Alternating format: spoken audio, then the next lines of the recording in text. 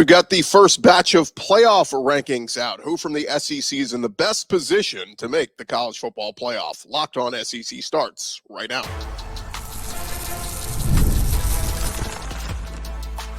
You are Locked On SEC, your daily podcast on the Southeastern Conference. Part of the Locked On Podcast Network, your team every day. And what's up, everybody? Welcome into Locked On SEC. It's great to have you guys along. On today's show, we'll dissect the first batch of the college football playoff rankings and where the SEC teams rank. I'm Chris Gordy. Thanks for making Locked On SEC your first listen every day. Shout out to our everydayers. We're free and available wherever you get your podcasts and on YouTube, part of the Locked On Podcast Network, covering your team every day. And today's episode is brought to you by Game Time. Download the Game Time app, create an account, use our code LOCKEDONCollege, get $20 off your first purchase. All right, the first batch of college football playoff rankings are out. And while the previous years, when we saw who was in their top 25, we were only getting 4 teams in. So this year, a little bit different. With a 12-team playoff, I think monitoring the playoff committee's rankings this early actually does mean a little bit more now, because you kind of get an idea of what they are thinking. But as we start to look at it, the first batch of the back end of the top 25. So these are the teams that they do not have in. But as far as the first 2 teams out, the first team out, they had SMU, and the second team out, they have right now Texas A&M. So these are kind of the rankings on how they did it. So they have A&M at 14, SMU at 13. But taking a look at the rankings, they've got Mizzou at number 24. Mizzou is 6-2. Mizzou does have a quality win over Vanderbilt. Boston College was ranked when they beat them, but at 6-2, Mizzou's remaining games are not daunting. They are home this weekend against Oklahoma. They're at South Carolina. They're at Mississippi State, and then they're home versus Arkansas. Now, that South Carolina game in Columbia does look a little bit tougher now. But if Mizzou wins out and they go 10-2, they will be in the conversation. I don't think that automatically they get to punch a ticket, but I do think they can be in the conversation with some help from some other teams. But again, if we're starting to look at resumes, you start to go, where's Mizzou's best wins? I think you're looking at Vandy, and in this scenario, if they went out, it would be at South Carolina, who has proven to be a pretty good team. Then we go through a bunch of teams that are not SEC teams. It's Clemson, Louisville, Washington State, and Colorado, then Kansas State, Pitt, and Iowa State. We got to go all the way up to 16, where we get Ole Miss. Ole Miss is 7-2. Their biggest game is this weekend, hosting Georgia. If they lose this one, they are out of the playoff hunt. Their 2 losses at home versus Kentucky. That is just a downright bad loss now. And on the road at LSU, it was in overtime, and LSU's ranked high, so that's not a bad loss. But Ole Miss's remaining schedule, home versus Georgia, then they get another bye week, then they're at Florida, then home for Mississippi State to finish off in the Egg Bowl. The ESPN model, though, showed if Ole Miss were to win out, it still only has a 74% chance to make the playoff, because keep in mind, if Bama and Ole Miss both win out, they would both have the head-to-head over Georgia. That would be your could be your SEC championship matchup, right? If Ole Miss beats Georgia, they have the head-to-head them. And so then if you wind up with a bunch of 10-2 SEC teams at the end, Bama and Ole Miss would both have a tiebreaker over Georgia and would both get in. Now, where's Texas and Texas A&M? That deal with that later. But just saying, there is a scenario that Ole Miss, even if they run the table, they're not in. And then if they get to an SEC championship game and lose to Alabama there, certainly you're talking about a scenario where they are not going to get in or not, be guaranteed a spot in. So that is that. Coming in number 15, it is LSU. They are 6-2 on the season. LSU's biggest game is this weekend hosting Alabama. And a key here is LSU only has 1 conference loss, and that was at Texas A&M. So what does that mean? If LSU can win out, they still have a chance to get to Atlanta and play for an SEC championship game. Whereas some of the other 2-loss teams, like Alabama, you've got 2 conference losses. You take a third, you got no chance. If LSU is sitting there at the end of the year, yes, 2 losses, but 1 out of the conference and one in, LSU can still go play for an SEC title.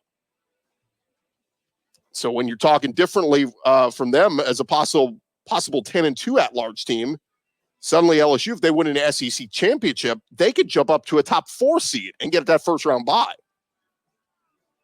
But even if LSU beats Alabama, it's not a given they're going to run the table. They still have a road trip at Florida, home versus Vandy, which is no cakewalk, and then they finish at home against Oklahoma. Then we mentioned Texas A&M just ahead of them at 14. Of course, A&M has the head-to-head over LSU, so that is big. But Texas A&M, they look at their remaining schedule. I mean, it all comes down to the Texas game, which they get at home in College Station, something that their former AD fought for. But they have a bye this week. They'll get New Mexico State. They'll play at Auburn. I thought a few weeks ago that would be a tricky one. I mean, who knows? Maybe Auburn goes out and plays their best game of the year and beats Texas A&M. Certainly is possible, but not likely at this point. And so those are your teams that are kind of vying on the back end of this thing. So who does the committee have as in today? Well, coming in at number 11, it is Alabama at 6-2. Alabama still is in this conversation, though they must win out. I mean, just like these teams we talked about, LSU and Ole Miss and Mizzou, like all those teams, they're going to have to run the table to get in, A&M as well. Alabama is in the ranking because they have a good resume. But a loss at LSU this weekend will eliminate Alabama. But the reason they're ranked in the top 12 currently, they have one of the most impressive wins, and that is over top 5 Georgia earlier in the year. Now, Alabama's remaining schedule is home against Mercer, at Oklahoma, and then home for Auburn in the Iron Bowl. So this weekend's game is everything for Alabama and Kalen DeBoer. You lose this, look, the playoff committee will probably still have them ranked at the back end. You know, like they might have them like 24, 25, but like they're not getting in to the top 12. So this weekend is everything for Alabama. For number 8, Tennessee. 8 seed Tennessee, rather. These are seeds we're talking about, by the way. This is the playoff committee's seeds. 8 seed Tennessee at 7-1. Tennessee has one of the most impressive defenses in the country, and they have wins over ranked teams at the time. NC State was ranked at Oklahoma. They were ranked at the time versus Alabama. They were ranked 7th in the country when Tennessee beat them. And their lone loss was at Arkansas. Now, crazy to think that the Vols could have just pulled off that win. Remember, they lose like 19-13 or something. If they just could have pulled that out, we'd be talking Tennessee top 4, maybe top 3 right now in the country. But the rest of their way, they play Mississippi State this weekend. Then they get Georgia, home versus UTEP, and at Vandy. Now, at Vandy's not a given anymore either. Diego Pavia and that crew are playing tough. But for Tennessee, really, you hate to say it, but it's a one-game season. You win at Georgia, you punch your ticket. You lose at Georgia, you win the rest. You're kind of sitting there as an at-large 10-2, kind of hoping for some help. So you're not dead if you lose against Georgia, but certainly you win against Georgia, and Tennessee, you were sitting pretty. Then they've got 6 seed Texas. Texas getting a lot of respect here. Joey Galloway, he kind of questioned their resume a little bit on the ESPN show last night. He said their toughest team they played was Georgia at home, and they lost to them. And Galloway said, what's Texas' best wins? They won at Michigan when Michigan was still ranked, and then they beat Vanderbilt 2 weeks ago. And Vanderbilt had just become ranked. But the Longhorns' toughest remaining test will be that road trip at Texas A&M to finish the season. It's crazy to think that that game is going to have so much on the line. Literally, a trip to Atlanta could be on the line for both A&M and Texas in that one. And then lastly, coming in at number 2, they've got Georgia at 7-1. Georgia gets a lot of respect as the number 2 overall seed, but Georgia, they have just had a dog of a schedule this year. They beat 14th ranked Clemson in week 1. They lost at a top 5 ranked Alabama in their lone loss. They have a very impressive road win at Texas when Texas was ranked number 1 in the country. And by the way, they won by 15. But for Georgia, a brutal next 2 games.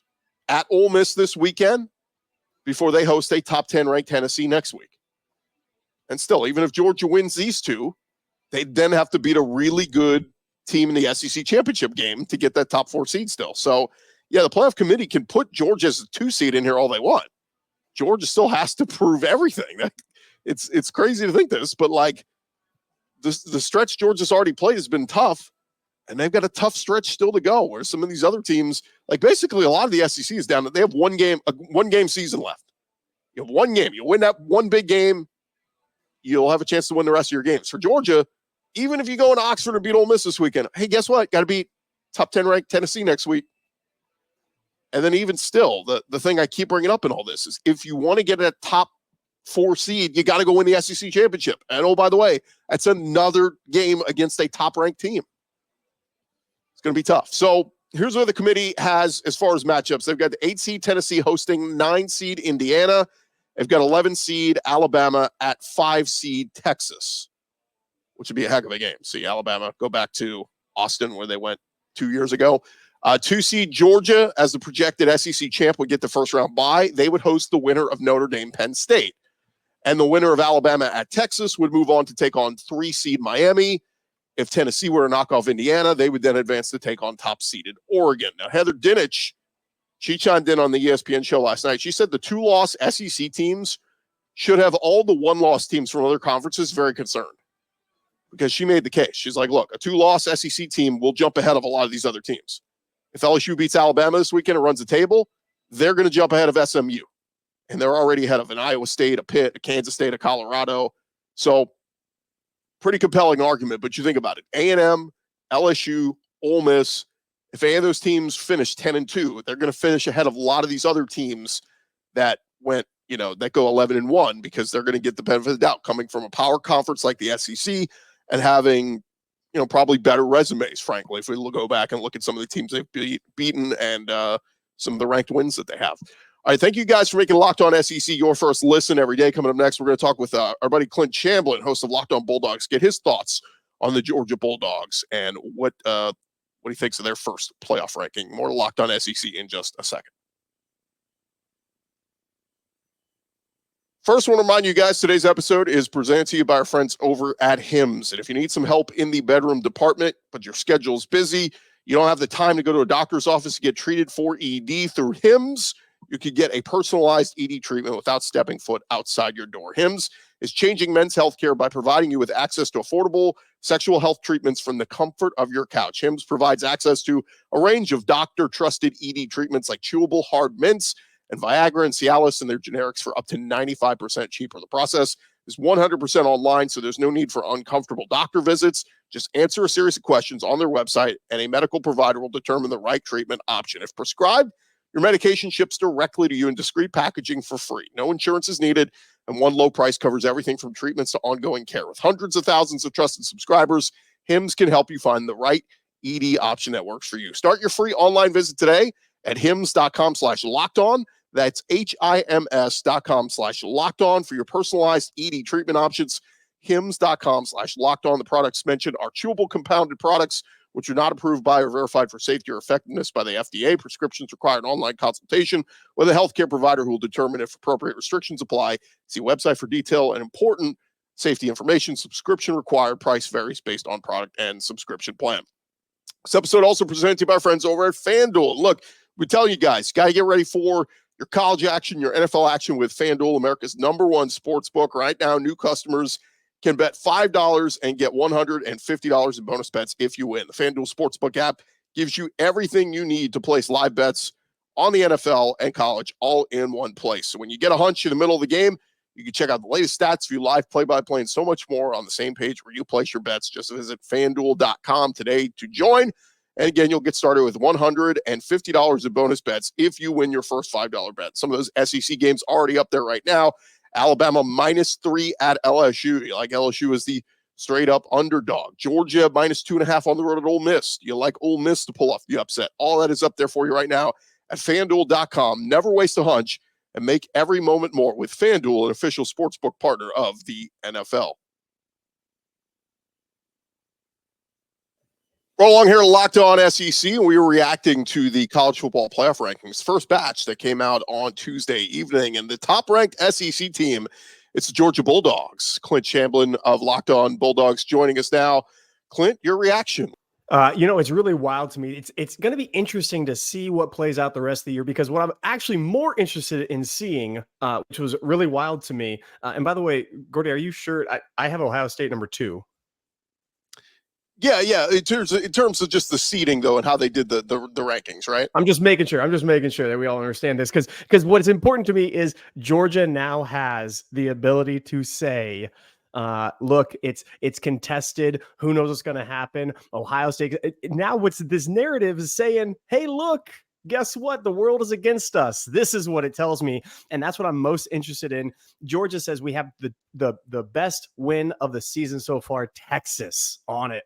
In Austin, we should be number 2. Oregon, sure, go ahead, put them up there. They beat Ohio State, but we should be number 2. We should be up there. Well, now all of a sudden it comes down to this, and because the SEC and because of how conferences work, Georgia is gonna fuel the fire. I promise you. Like, it seems so insignificant and so simple and so stupid, but it's not. Kirby's going to harp on this because you look at what Ohio State's done, you look at other teams that are around that, and they're going to say, we're not in the same category as these people. We shouldn't even be anywhere near them. Oregon is it. It's us and Oregon. That's it. No one else matters. It's going to fuel their fire. I promise you. It's wild to say, but it's true. Yeah, it's wild to see that. And the committee, they talked about like worst loss and like, okay, Oregon only won by 1 against Ohio State, and Georgia lost by, whatever, touchdown at Bama. So it's semantics you get into, but you can't argue Georgia. I mean, Bama's got one of the best wins in the country in beating Georgia. Texas, Georgia's got one of the best wins in beating Texas in their house by 15. That's exactly right. So the other thing I'm looking at is Alabama down there, still in the playoff, up there at 11. It's still within striking range, 2 losses. My question is, will we see a 3-loss team in this? Because a lot of people are calling for Ole Miss to beat Georgia and Georgia not making the SEC championship. Georgia fans, by the way, are saying, let's not make the SEC championship, because how brutal would it be to go into the SEC championship, 2 losses, lose that, have 3 losses, and then not get in to the college football playoff? It's crazy to me that that's a scenario. But what we're saying and what we're thinking and what we're understanding is this: Georgia has everything in front of it to get that bye, to go to the SEC. Who they're going to play, who knows? Right now, the SEC is cannibalizing itself, and I think that's actually going to play into it long term with the playoff picture. Georgia is going to slip if Ole Miss doesn't win out, if they get another loss on the schedule and Georgia beats them, or if Tennessee doesn't look good in its coming schedule, if all of a sudden they go to Vanderbilt and they lose, the SEC is going to cannibalize itself, and the eventual championship winner may not be high ranked on the 1 through 12, and those who don't get in may not get that favor. The Big Ten is going to be the huge beneficiary of this, but so far Georgia has everything in front of it, and I anticipate them not taking a single L up until the championship, now getting past Texas and looking at Ole Miss and Tennessee. They're not the same teams as they were before. Yeah, and the crazy part is with, Ohio State's ranked ahead of Georgia, but with the 4 conference team, winners getting the bye, this puts such a premium on winning the SEC championship game. And we've said this narrative for weeks, Clint, about, who cares who gets to Atlanta? Like, it does matter that whoever wins that championship in Atlanta is going to matter tremendously in getting that first round bye. Absolutely. You kidding me? I know everybody wants to have a home game, playoff game, which is going to be thrilling, but you telling me that Boise State ain't going to come up and bite somebody in the playoff right now? You're telling me Alabama, that's not an SEC championship, if they don't win out, and other teams, they're going to be down there. You got to play them in round 1. It doesn't matter. That team will travel no matter what home you have. Give me the SEC. Give me that bye. Let me go to round 2, because at that point you have blown a couple of bullets in round 1. Playoff game is different than everything before. You got to empty the chamber to get into it, and that is what keeps you can gain momentum, but I don't think like MLB you're going to gain momentum. I think that bye is crucial, and we want it bad. Last thing for you, Clint, what's the vibe right now around the Georgia fan base? Going to Ole Miss and then hosting Tennessee next week. These next 2 weeks are absolutely crucial for Georgia. These are going to make or break the entire season. We lose one of these next 2, we're not in the SEC championship game, and we're hoping to get a home playoff game. The situation I just explained that we don't want to see. Many fans are actually happy with that, and I think they're crazy. That's vibe number 1. Vibe number 2, Tennessee is not who we thought they were. Stout defense, incredible defense. First half offense can't do anything. Ole Miss, I'll just say this, first one to 30 wins the game on Saturday. First team to 30, that's the game. That's it. If you look at how everything breaks down, that's my guess. So the vibe is high right now. We're very excited. And the fact that everybody, even the Vegas line, isn't moving on that 2.5 so far makes me think everybody's putting money on Georgia, and they're like, no, Vegas knows. Vegas is against us. Oh, no. Everybody's against us. Again, this narrative that Kirby keeps on feeding. So vibes are very, very high. And we anticipate winning on Saturday, even at the Grove. It doesn't matter. He's Clint Shamblin, host of Locked On Bulldogs. Clint, thanks so much for the time, man. Appreciate it. Absolutely. All right, still more to come here on Locked On SEC, part of the Locked On Podcast Network, covering your team every day. All right, more Locked On SEC in just a second, but today's episode presented to you by friends at Z-Biotics Pre-Alcohol Probiotic Drink. It's the world's first genetically engineered probiotic. It was invented by PhD scientists to tackle rough mornings after drinking. And here's how it works. When you drink, alcohol gets converted into a toxic byproduct in the gut. It's this byproduct, not dehydration, that is to blame for your rough next day. Pre-alcohol produces an enzyme to break this byproduct down. Just remember to make Z-Biotics your first drink of the night. Drink responsibly, and you will feel your best tomorrow. And here's how to use it. Step 1, you drink the pre-alcohol. For best results, you make pre-alcohol your first drink of the night. Step 2, drink responsibly. Pace yourself, hydrate, get a good night's sleep. Step 3, you will enjoy tomorrow. Wake up feeling refreshed and ready to take on the day. Go to zbiotics.com/LockedOnCollege to learn more and get 15% off your first order when you use Locked On College at checkout. Z-Biotics is backed with a 100% money-back guarantee. So if you're unsatisfied for any reason, they will refund your money, no questions asked. Remember to head to zbiotics.com/LockedOnCollege. Use the code LockedOnCollege at checkout for 15% off. This episode also presented to you by our friends over at the Game Time app. Game Time has a new feature called Game Time Picks that makes getting tickets to see your favorite teams play live even easier. Game Time Picks is going to filter out all the fluff to show you only incredible deals on great seats, so you don't have to waste time searching through thousands of tickets. Game Time Picks, their curation process makes it easier for you to save on sports, concerts, comedy, theater, whatever it is. The all-in pricing feature, my favorite, you could toggle that feature on, shows you your total upfront with no surprise fees at checkout. And of course, the lowest price guarantee, where Game Time will credit you 110% of the difference. Go take the guesswork out of buying tickets with Game Time Picks. Download the Game Time app, create an account, use our code LockedOnCollege. Get $20 off your first purchase. Terms apply. Again, create an account, redeem our code LockedOnCollege for $20 off. Download Game Time today. What time is it? It is game time.